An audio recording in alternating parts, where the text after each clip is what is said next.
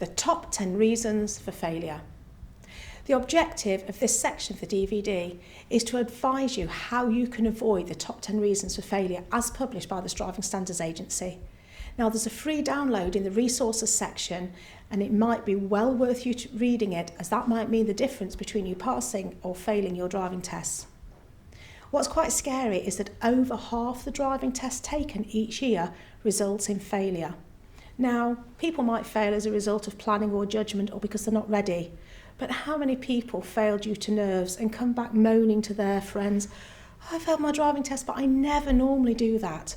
So let's have a look now what features in the top 10 reasons. Well, for a start, all of the manoeuvres, every single one. Observation at junctions, use of mirrors, effective observation, moving away under control or with safety checks, the use of signals, lack of steering control and inappropriate speed. Now, they are all in the top 10 reasons for failure. What I'm going to give you now is an overview of how you can make sure you don't fall into that trap.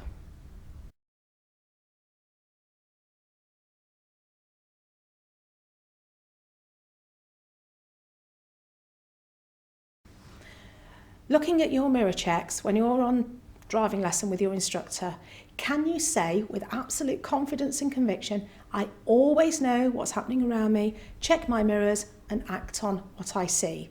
Well, obviously not, because 6 out of 10 reasons for failure are lack of use of mirrors or acting on what you see. Now the question is, why is it so difficult to check your mirrors? I mean, does a neck brace suddenly appear, prevent you from turning your head? Does your elaborate hairstyle stop you looking around at your blind spot? I think what happens is there's no physical consequence of not checking your mirror until it's too late. And you can't say, oh, that's the third motorcyclist I've knocked over today. I must remember to check my mirrors in future, because that's not going to happen. Your instructor is going to prevent that from happening, so you can never learn from a mistake. Now, all you've got to do is remember to check your mirrors before signalling, changing direction and changing speed. It's as simple as that. But the question is, how would you live with yourself every day if you had to say to somebody, I'm sorry your child's dead, I just forgot to check my blind spot. I didn't really mean to do it, but you have got to live with the consequences of that for the rest of your life. Now, what I want to do now is look at perspective. How many times have you had a driving lesson and then spoken to your mates, friends at college or whatever and said, oh God, it was an awful lesson, I stalled 4 times. You must have done that. Or, oh, it's a great lesson, I only stalled once. So you place such a big emphasis on stalling.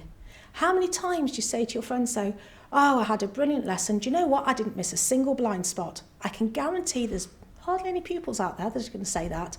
So why do you place more emphasis on stalling than a missed mirror check? Now, I'm not saying that stalling is a good thing. You don't want to. It can be embarrassing. You can hold people up, especially if it's a busy junction. But generally, the consequences of stalling are not that significant. Whereas missing a mirror check, somebody could die. So what I want you to do is really, really think about the consequences of mirrors, blind spots, correct observation, and looking around what's happening. If you can take one thing away from this section, it's to promise yourself that never again are you going to miss a mirror check, and you'll always be aware of what's happening around you. Just remember, a car is potentially a lethal weapon. It takes less than a second to check those mirrors, but if you don't, you could be living with the consequences of your actions for the rest of your life if you cause a fatal accident. Now, when you look at the top 10 reasons for failure, very surprisingly, the physical ability to drive doesn't actually rate very highly. Only moving away under control and steering control actually feature in the top 10. You've probably realised by now throughout this DVD that the physical act of driving is actually the easy part. It's the thinking behind it that's the difficult part. Remember, if you can drive well on lesson, then you have the same physical ability to drive on test. You just might think that you can't because of the nerves. So what can you do is, if you can drive normally on your lesson, but as soon as you come to the test, your nerves take over and you get the better of you. What we will find is all the stress-busting techniques in this DVD are going to help combat those nerves. Now, your driving instructor shouldn't actually let you go for your test until you're ready for it, basically, because you'll be wasting your money, you'll have the disappointment of failure, and it's also not good for your instructor's reputation. So you need to trust your driving instructor's judgment. When you look at the top 10, only clutch control and steering feature in this list.